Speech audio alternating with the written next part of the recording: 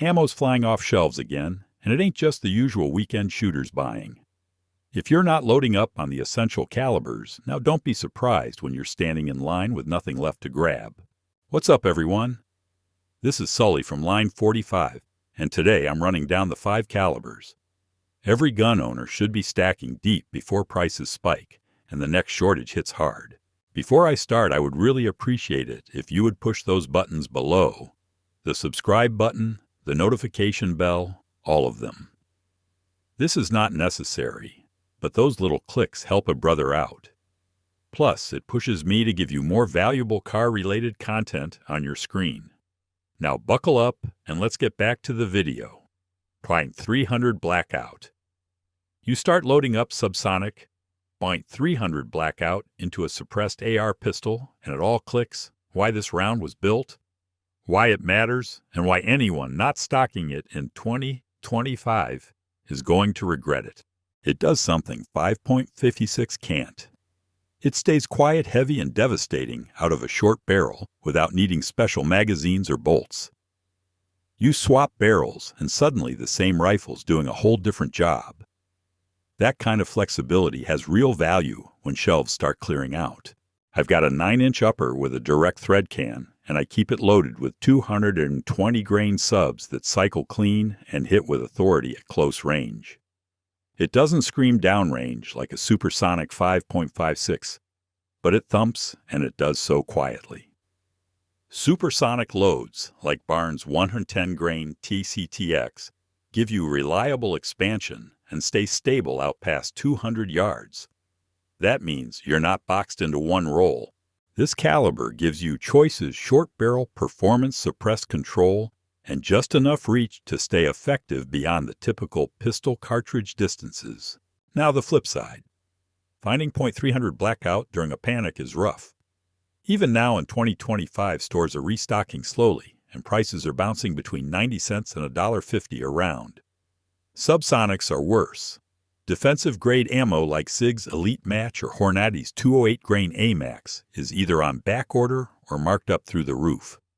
This isn't a round you want to be hunting for when supply tightens up.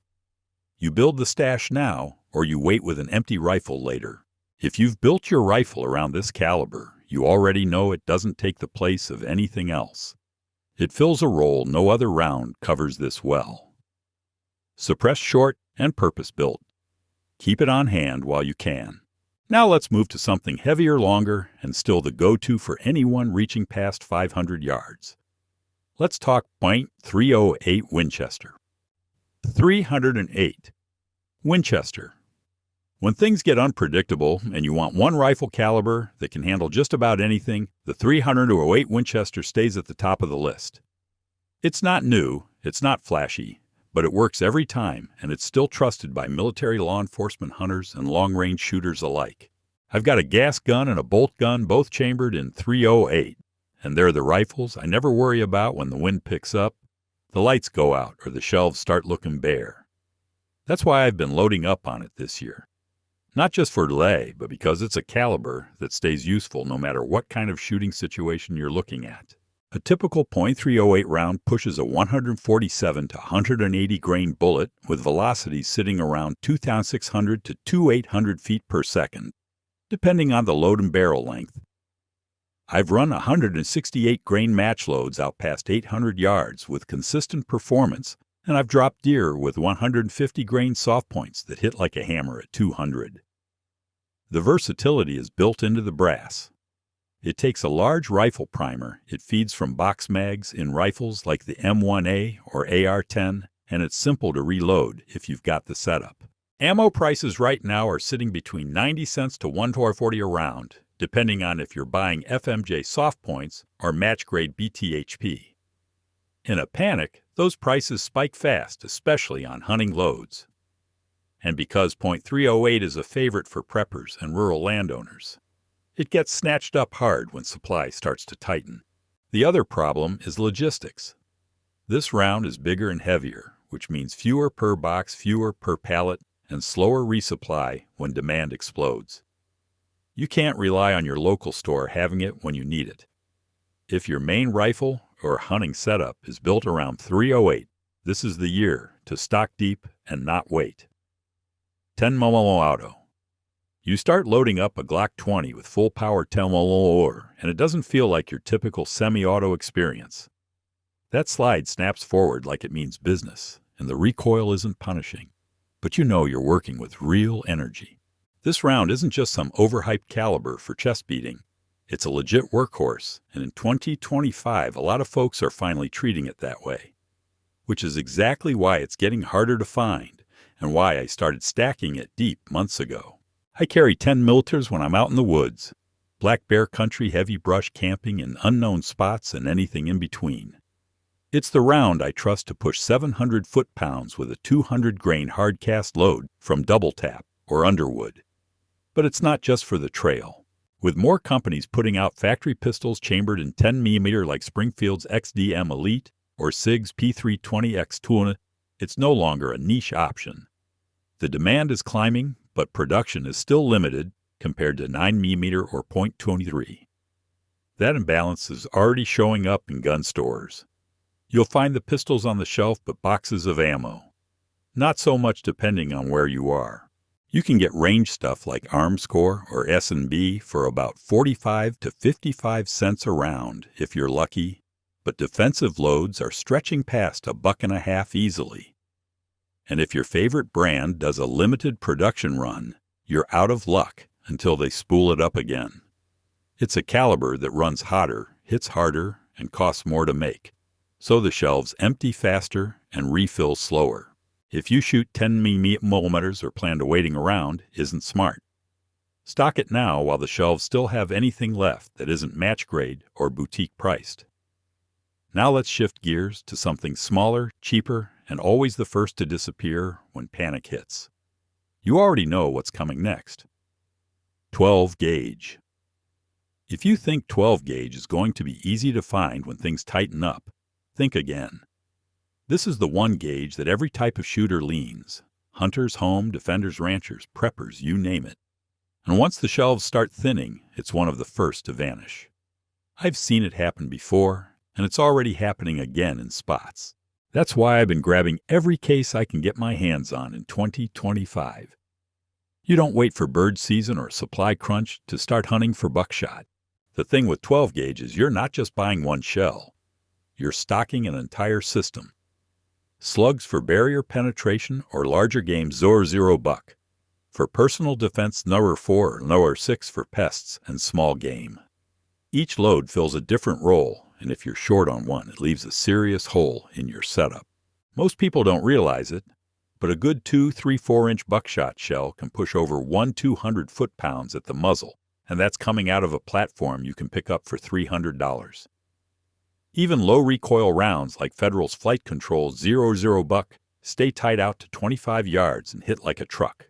Right now, you might find bulk birdshot for around 40 to 50 cents per shell, but quality buck and slug loads are climbing past $1 a piece. And unlike rifle rounds, these don't flood back into stock overnight. Hull shortages, primer constraints, and manufacturers prioritizing rifle and pistol ammo mean 12 gauge gets pushed to the back burner every time demand spikes.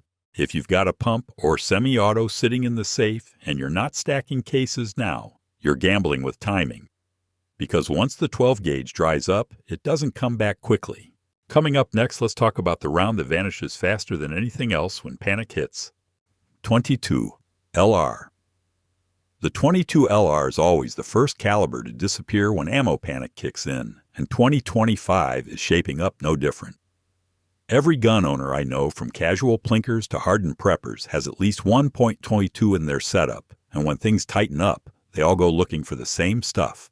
The reason? It's the most versatile, most affordable, and most stockpile-friendly round on the market. You can train with it, hunt with it, run suppressed, teach new shooters, and even defend yourself in a pinch if you absolutely have to. That kind of utility packed into a cartridge the size of your fingernail is hard to ignore. Most .22 LR ammo is built with a lead round nose or copper-plated projectile, typically in 36 to 40 grains, pushing around 1,200 to 1,300 feet per second out of a rifle-length barrel. Subsonic rounds for suppressed use run slower around 1,000 FPS and some of the newer high-velocity options from CCI and Aguila push over 1,400 feet per second. You're getting solid performance for everything from pest control to small game, and all at a fraction of the price of centerfire rounds. Even with prices creeping up, bulk packs still hover around 5 to 7 cents per round, depending on brand and type. But what makes it critical to stockpile is how fast it dries up. Manufacturers tend to prioritize higher-margin centerfire cartridges when things get tight and .22 gets left behind. Plus, with rimfire being so sensitive to production tooling, it doesn't bounce back quickly when supply runs low. If you think you can just swing by your local shop and grab a brick during a panic, you're already behind the curve. If you're running a Ruger 1022, a Smith & Wesson M&P 22, or even a bolt-action squirrel gun, it only makes sense to stack this round deep while it's cheap and available. Now let's move on to something bigger, hotter, and central to just about every AR build out there. Time to talk. .223 and 5.56. .23 Remington, 5.46 NATO. If there's one caliber that absolutely every AR owner should be stacking right now, it's the .223 Remington and 5.56 NATO. These two are often used interchangeably, but they're not the same. 5.56. NATO is loaded to higher pressures and usually fired from rifles with a 5.56 chamber while. Primary. Remington runs a little softer and is more common in bolt guns and target setups. The point is most modern ARs are stamped for 5.56, which means they'll eat both. And in 2025, with political pressure heating up and manufacturers already prioritizing military contracts, supply for civilians is not guaranteed.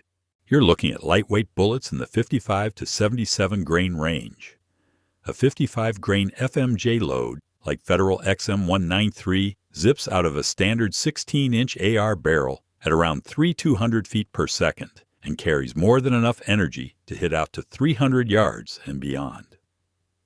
These cartridges use small rifle primers and brass cases and are often available in bulk pack loose boxes or 20-round retail packs.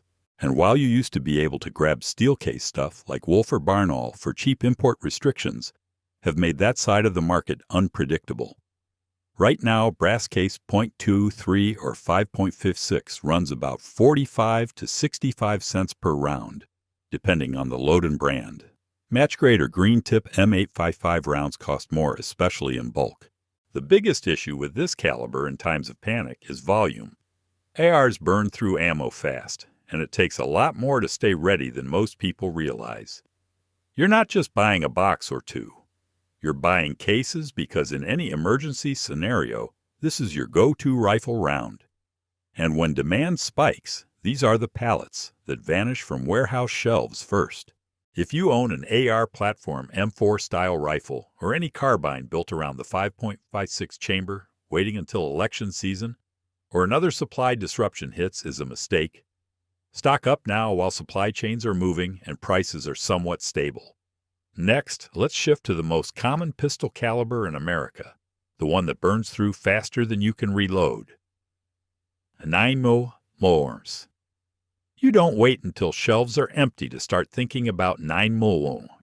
You buy it now, you stack it deep, and you don't stop because it is the most shot, most carried, most trained with handgun caliber in the United States. Whether you're running a Glock 19, a SIG P365, a Beretta 92, or a 9mm PCC, like a Ruger PC carbine or Henry Homesteader, this round is the lifeblood of your setup. It is compact, effective, and available on more platforms than any other centerfire cartridge. And in 2025, demand for 9mm is climbing again, which means supply is about to tighten.